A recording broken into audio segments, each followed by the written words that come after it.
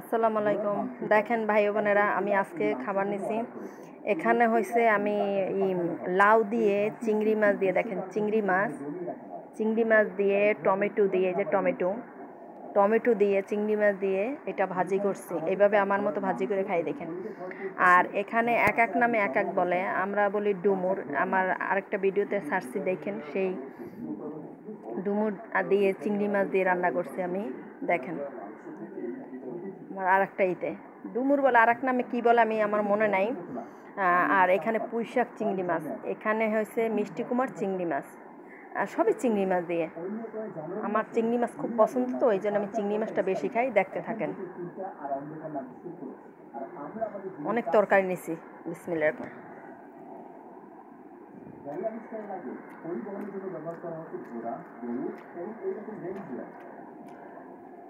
এই অঞ্চলে রেঞ্জিয়ার খুবই গুরুত্বপূর্ণ, শুধুমাত্র তাদের পরিবহনের জন্যই নয়, এদের মাংস, চামড়া এবং দুধের জন্য গ্রামের কেজি থেকে প্রায় 1.5 কিলোমিটার দূরে শুরু হয় হলদিয়া গ্রামের জমাট বাঁধা হয়।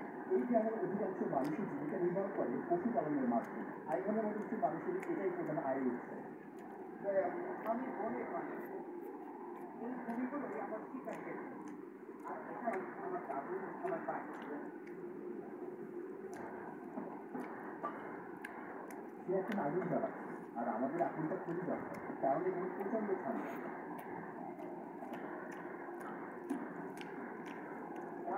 আমাদের অবশ্যই নির্দিষ্ট পথই থাকতে হবে, নিচের খরচ অনেক পাতলা।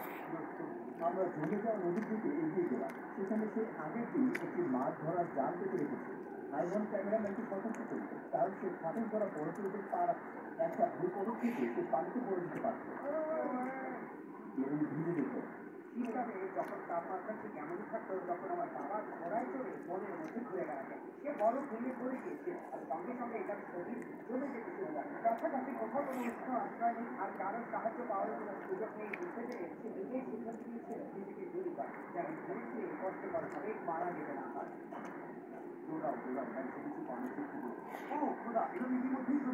এই তাপমাত্রায় আমাদের গ্যাসের স্ক্রিনে কাজ করতে সত্যি ঝামেলা করেছিলাম। এই জমিদার লেন্সটি অযোগ্য হয়ে পড়েছে, আর এটাকে এখন ফেলে দিতে হবে। মাছ ধরার জালটি তুলতে সে ছোট্ট একটি ব্রাঞ্চার দিয়ে গর্তটিতে বরফ করাচ্ছে।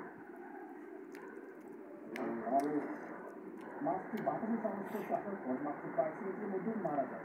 জলটি ছিল উষ্ণ, কিন্তু এখন পৃষ্ঠে এই মাছটি স্তম্ভিত অবস্থায় আছে, জমে শক্ত হয়ে গিয়েছে। সে হাত দিয়ে ঘষে মাছটিকে গরম করছে, যাতে খুব সহজেই সে মাছটিকে কাটতে পারে। সে সাবধানে মাছটিকে কেটে পাতলা পাতলা টুকরো করছে। এটি জমে যাওয়া একটি কাঁচা বন্য মাছ। জমে গেলে মনে হয় যেন তিনি বরফ খাচ্ছে।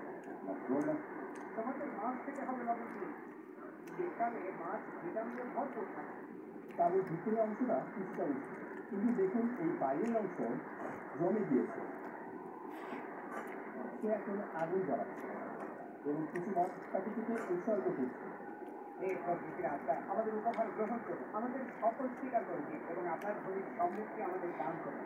তার বিশ্বাস অনুযায়ী তাকে শিকারের আত্মাকে সন্তুষ্ট রাখতে হয়, তা না হলে পরের বার শিকারে তাকে খালি হাতে ফিরতে হতে পারে। আমরা এখন বনের গভীরে যাচ্ছি, আর এবং বড় কিছু শিকার করতে চাই।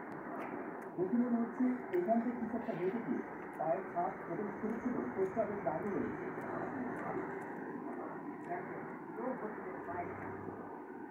আমরা কাছাকাছি চলে এসেছি।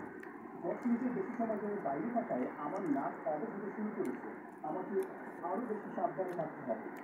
আমি আমার নাক অনুভব করতে পারছি না।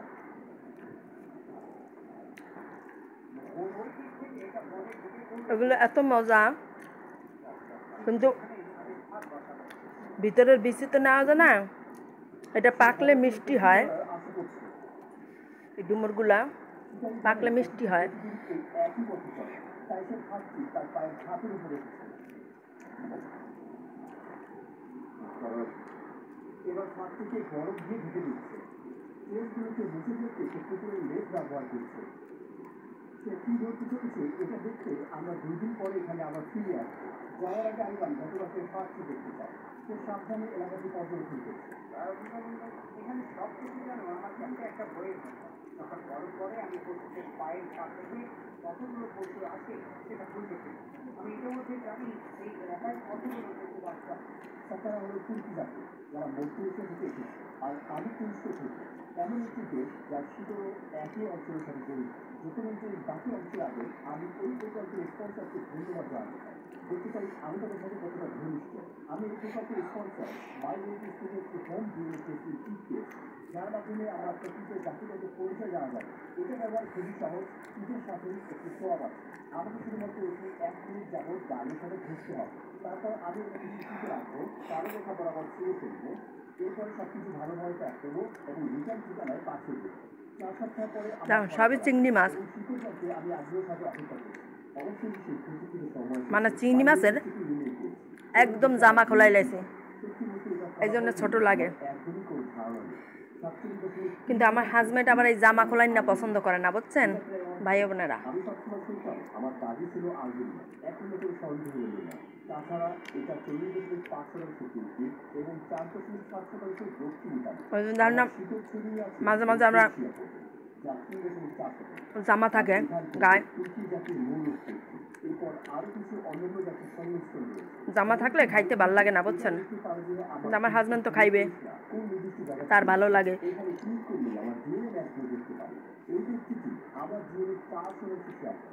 আমি তাকে চিনি না, কিন্তু তাকে আমার বাবা আমার মায়ের ফার্স্ট কাজিন হিসেবে দেখা।